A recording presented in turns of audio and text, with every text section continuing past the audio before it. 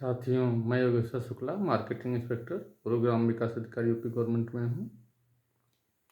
ज़्यादातर लोग यही सोचते हैं कि हम क्या करें क्या ना करें, अच्छा करें बुरा करें, किसका अनुसरण करें। कोई किसी से प्रभावित होता है, कोई किसी अन्य से प्रभावित होता है। एक व्यक्ति जो किसी अन्य से प्रभावित है, दूसरा व्यक्ति उसी का विरोधी भी होता है। प्रायः हम रोज़ ऐसा देखते हैं अपने जीवन में। मेरा यह निजी विचार है और मेरा व्यक्तिगत रूप से यह मानना है कि इस ज़िंदगी में वर्तमान समय में मेरा जो निजी अनुभव रहा है, बहुत कम अच्छे लोग बचे हैं। यदि दिन भर में एक भी व्यक्ति अच्छा मिल जाता है तो मैं यही मानता हूँ कि ईश्वर ने मुझ पर अवश्य अपनी कृपा की है कि मुझसे एक व्यक्ति अच्छा आज मिला।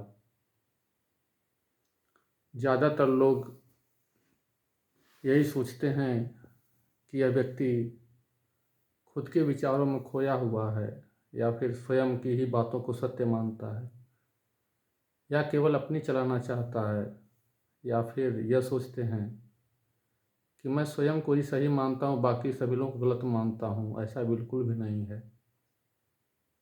मेरा केवल एक विचार है, विचार तो कई हैं लेकिन इस वीडियो में मैं जो विचार दे रहा हूँ वह यह विचार है कि यदि 100 लोग हैं और लोग बुरा ही कर रहे हैं चाहे अच्छा ही कर रहे हैं, चाहे दोनों का मिक्स कर रहे हैं, मतलब अच्छा और बुरा दोनों कृत्य करते हैं,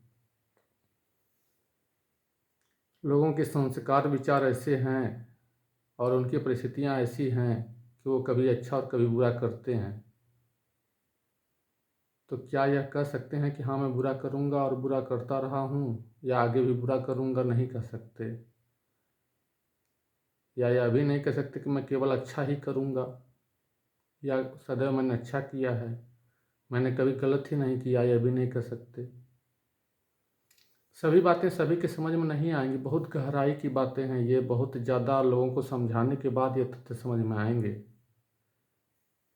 कि मैं क्या चाहता हूँ या मेरे विचार कैसे हैं।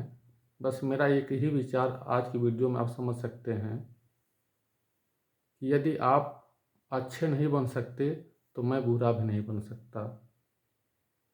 यदि पूरा जनसमूह एक साथ खड़ा हो जाए और कहे कि यही सत्य है, लेकिन यदि मेरे विचार से वो गलत है, नैतिक सिद्धांतों के विपरीत है, तो मैं उस पूरे जनसमूह के विपरीत अकेले ही खड़ा हो जाता हूँ। और मुझे कभी इस बात की तकलीफ नहीं रहती कि मैं अकेला पड़ गया हूँ। यह अवश्य है कि काफ़ी झंझावात झेलने पड़ते हैं, काफ़ी परेशानियों का सामना करना पड़ता है, लोगों की बातें सुनने पड़ती है, लोगों को स्पष्टीकरण देना पड़ता है कभी कभी। तो यहाँ तक कहते हैं कि क्यों आप ऐसा कर रहे हैं, या फिर अकेले क्यों हो गए हैं। कोई अकेला नहीं रहना चाहता। बस मैं यह कहता हूँ कि यदि आप सही नहीं हो सकते तो मैं गलत नहीं हो सकता। मैं धन कमाने के लिए, आर्थिक स्थिति रूप से संपन्न होने के लिए, कि मेरी स्थिति मजबूत हो जाए, मैं कभी कोई गलत कृत्य नहीं कर सकता। यह एकदम सत्य है कि अर्थ बिना सब व्यर्थ है, और बिना धन के यह जीवन भी लगभग असंभव सा है। धन नहीं है तो जीवन भी एक तरह से समझिए कि अच्छे से नहीं चलेगा। लेकिन धन प्राप्त करने के लिए किसी गलत रास्ते को मैं अख्तियार कर लूँ, यह मुझसे नहीं हो सकता। यह मेरे निजी विचार हैं। धन प्राप्त करने के लिए लोग अपनी इज्जत बेच देते हैं, हत्या कर देते हैं, और न जाने क्या क्या करते हैं, कहने की ज़रूरत नहीं। लेकिन मैं यही कहूँगा, यदि कभी ऐसी स्थिति आ जाए कि धन प्राप्त करने के लिए मुझे गलत रास्ता अख्तियार करना पड़े, तो उससे बेहतर होगा कि मैं उस रास्ते को छोड़ दूं और एकाकी और सादा जीवन जीने की राह पे चल पड़ूं। चाहे वो रास्ता किसी भी प्रकार से मुझे नीचे की तरफ जाता ही दिखाई क्यों न पड़े। नीचे का मतलब मैं ऐसे विचारों से बता रहा हूँ कि यदि मुझे इस संसार के सारे सुख वैभव छोड़ करके साधु का जीवन जीना पड़े तो मैं जी सकता हूँ, लेकिन मैं गलत कृत्य करके धनवान नहीं बन सकता। मुझे धनवान बनने की लालसा नहीं है। मैं अब तक का यही अनुभव प्राप्त किया हूँ कि आगे जो लोग बढ़े हैं कहीं न कहीं वो गलत किए हैं। बगैर गलत किए वो बहुत धनवान नहीं हुए हैं। या तो फिर कोई चमत्कार हुआ हो, लॉटरी लग गई हो, या फिर अकस्मात कहीं से धन प्राप्ति हुई हो, उनके पूर्वजों की पैतृक संपत्ति हो, या फिर ज़मीन 4 लेन में चली गई हो, या उनके सरकार ने कहीं अधिग्रहण किया हो, उसका धन मिला हो। बड़े से बड़े लोग जो काम करते हैं कितना वेतन पाते हैं वो। आप किसी उच्च पद पे पहुंच जाएं या फिर किसी ऐसे पद पर हों जिसे बहुत सम्मानित माना जाता हो, वहाँ भी आप अपने वेतन से एक अच्छा मकान, एक अच्छी गाड़ी, अपने बच्चों को अच्छी शिक्षा अगर देने लगेंगे वेतन से, तो आपका वेतन कितना बचेगा? बहुत कम, नाम मात्र का बचेगा। कुछ लोग व्यापार को कहते हैं, व्यापार की दिशा है, व्यापार से हम आगे बढ़े हैं। व्यापार एक इतना विस्तृत मुद्दा है कि हम कह नहीं सकते कि क्या सही क्या गलत है। अब मेरा सामान है, मैं उसे 10 रुपए का बेच रहा हूँ, मैंने 5 रुपए का खरीदा था, मेरा व्यापार है, मैंने 10 रुपए उसकी कीमत लगाई। किसी व्यक्ति ने उसी सामान को 5 रुपए में खरीदा था, वो 20 रुपए का बेच रहा है। कोई व्यक्ति 5 रुपए के सामान को 7 रुपए में बेच रहा है। किसे सही माना जाए? भारतीय समाज में, भारतीय अर्थव्यवस्था में एक तरह से सरकारी और निजी दोनों का मिश्रण चलता है। जो अर्थव्यवस्था है उसमें निजी भी वाहन चलते हैं, सरकारी भी वाहन चलते हैं। सरकार भी बहुत से मुद्दों पर अपना बिंदु रखती है कि यह हमारे अधिकार क्षेत्र में आता है और इसमें केवल मैं ही यह कार्य कर सकता हूँ। और कुछ ऐसे मुद्दे हैं जिनमें दोनों अपना अपना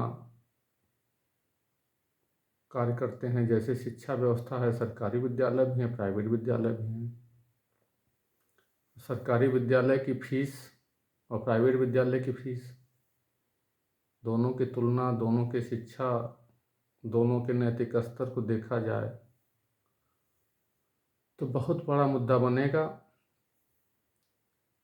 कि कहाँ पढ़ना चाहिए, कहाँ नहीं पढ़ना चाहिए। पढ़ करके आपको क्या बनना है? आप एक योग्य अध्यापक बनना चाहते हैं, या योग्य इंजीनियर बनना चाहते हैं, डॉक्टर बनना चाहते हैं? आप चिकित्सक बन गए, अब अपनी फीस आप कितनी रखेंगे ये आप ही तय करेंगे।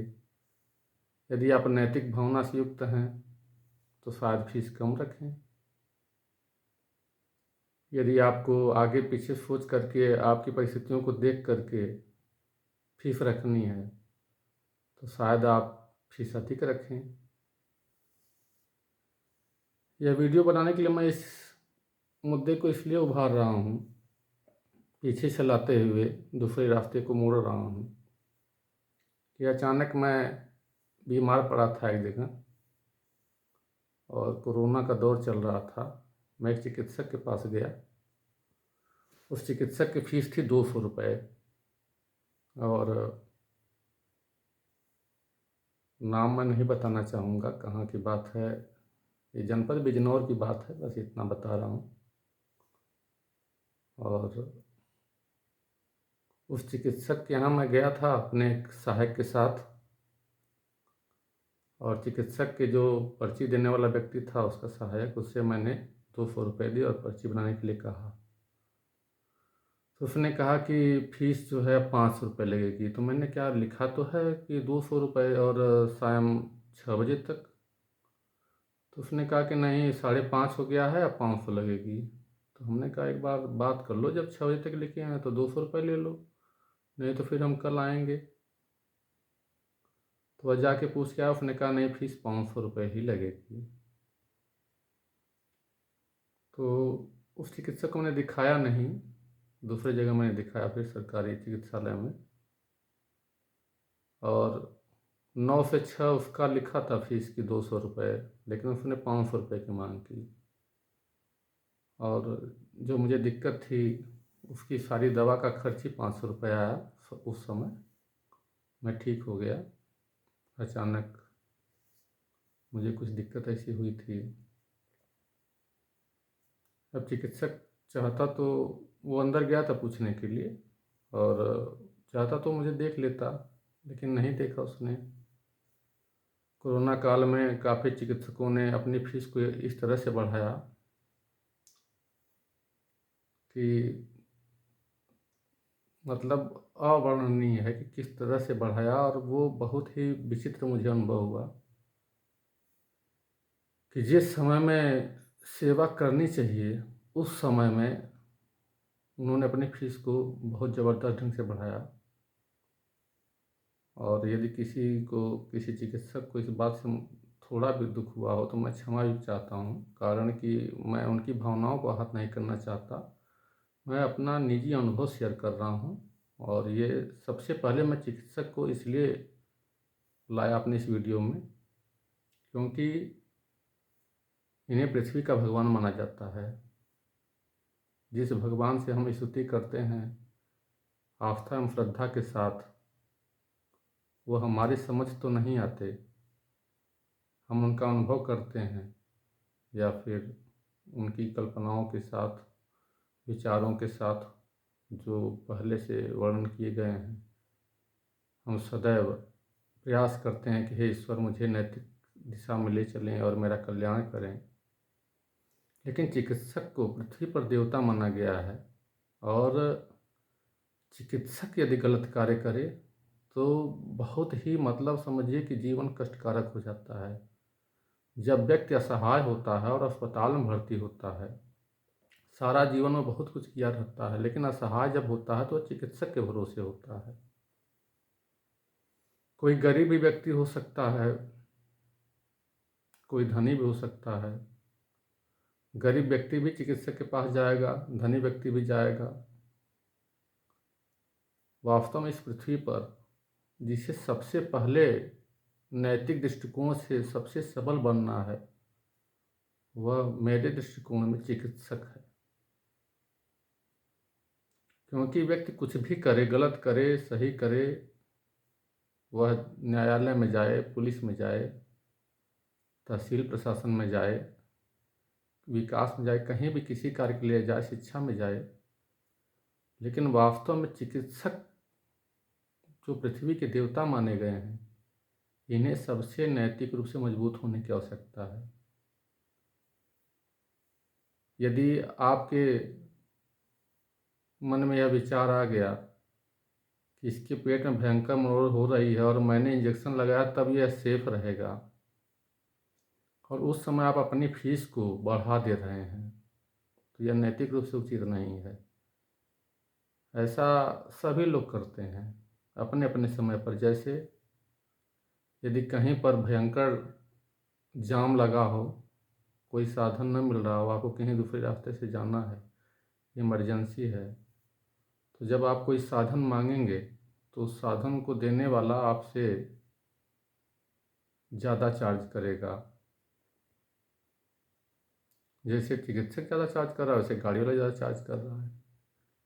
यदि आपको अचानक किसी मिस्त्री की आवश्यकता पड़ गई और मकान की मरम्मत करना है, कहीं दरवाज़ा लगाना है, कहीं बिजली का कोई काम है, तो वो मिस्त्री भी आपसे कहेगा भैया इमरजेंसी चार्ज मैं लूँगा। फिर करते सभी गलत हैं। ये गलत है, ये नैतिक दृष्टिकोण से कतई उचित नहीं है। कुछ लोग कहते हैं कि सरकारी सेवारत हैं, हम तो प्राइवेट हैं। तो ये कहाँ लिखा है कि सरकारी सेवारत को प्राइवेट वाले लूटेंगे? सरकारी सेवा भी व्यक्ति करता है तब वो अपना वेतन पाता है। कुछ लोग कहते हैं कि सरकारी सेवारत जो है सही नैतिक दृष्टिकोण से कार्य नहीं करते। जब सही नैतिक दृष्टिकोण से सरकारी सेवारत कार्य करते हैं, तब क्या प्राइवेट करते हैं अपना सही कार्य? नहीं करते। इसके बारे में एक छोटी सी बात बताना चाहूँगा कि एक व्यक्ति से मैं जो है सामान लेता था सब्जी वगैरह के, और उस व्यक्ति ने कहा कि हम तो जानते हैं आप बहुत ईमानदार व्यक्ति हैं, इसलिए मैं आपको कम रेट लगाता हूँ, नहीं तो कईयों को मैं बहुत डबल रेट में देता हूँ। और यह मेरे निजी लालगंज की घटना है, आजमगढ़ जनपद में। तो ऐसे लोग भी हैं, बहुत तकलीफ़ होती है ऐसे लोगों से मिल कर के। लोग भले गलत करें, आप सही करने का प्रयास करें। आज देख रहे हैं जो लोग ताजमहल बनाए हैं, लाल किला बनवाए हैं, उनके भी वंशज आज किसी स्थिति में जी रहे हैं, और जिनके पास नाम मात्र की भी संपत्ति नहीं रही वो भी आज अच्छे ढंग से जी रहे हैं। आप कल के भविष्य के लिए कितना भी प्रयास करें, कहा नहीं जा सकता कल कैसा होगा। मेरा केवल एक दृष्टिकोण होता है कि आप अच्छे बने, नैतिक बने। मेरी बातों को सुन करके लोग मुझे बहुत उल्टा सीधा बोलते हैं, और मुझे उन बातों से ऐसा नहीं तकलीफ़ नहीं होती, होती है। लेकिन मैं एक ही चीज़ देख रहा हूँ कि इस जीवन में वास्तविकता में आवश्यकता किस चीज़ की है। आवश्यकता है, सबसे ज़रूरी है नैतिक संस्कारों की। यदि आप नैतिक रूप से सबल हैं, आप मानव दृष्टिकोण को विकसित कीजिए, मानवीयता अपने में लाइए। सबसे ज़्यादा ज़रूरी है कि आप अच्छे मानव बने, नैतिक दृष्टिकोण वाले बने। धन के पीछे भागने की जो प्रवृत्ति है मनुष्य की, उस पर विराम तो नहीं लगेगा, क्योंकि दिन प्रतिदिन यदि महंगाई बढ़ेगी तो उसकी आवश्यकताएँ बढ़ेंगी, तो और धनराशि के पीछे पड़ेगा ही व्यक्ति, क्योंकि उसे समाज में अपने को नैतिक रूप से मजबूत बनाने में थोड़ा बहुत बर्दाश्त करना पड़ेगा, थोड़ा बहुत हो सकता है पीछे भी हो जाए। जीवन में जो संघर्ष की स्थिति है उसमें शायद वो कमज़ोर पड़ने लगे, ऐसी भावनाएं आएंगी। लेकिन यदि आप अच्छे मानव बने, नैतिक रूप से मजबूत बने, तो वास्तव में मेरे इस वीडियो से एक भी व्यक्ति यदि अच्छा बनने का प्रयास करे, शायद एक भी व्यक्ति, तो मुझे बहुत खुशी होगी। मेरी बातों से यदि किसी को रत्ती मात्र भी कष्ट हुआ हो तो मुझे क्षमा अवश्य कीजिएगा। मेरा विचार केवल यही था कि जो पृथ्वी पर देवता माने जाते हैं, वह चिकित्सक सबसे पहले नैतिक दृष्टिकोण से मजबूत बने और अच्छे बने, क्योंकि व्यक्ति जब लाचार और मजबूर और असहाय सा हो जाता है तो चिकित्सक के पास जाता है। वह उस समय देवता के समान है चिकित्सक उस व्यक्ति के लिए। बहुत से ऐसे चिकित्सक भी रहे हैं जो अच्छे और बहुत ही अच्छे ढंग से व्यवहार करते हैं, लेकिन जो व्यक्ति इन मजबूरियों का लाभ उठाने का प्रयास करते हैं, ऐसे चिकित्सकों से मेरा अनुरोध है कि आप पृथ्वी के भगवान हैं, कम से कम आप मानवता अवश्य दिखाएं। और मेरी इन बातों से यदि आपको नाम मात्र भी कष्ट हो तो मुझे क्षमा अवश्य कर दें। धन्यवाद।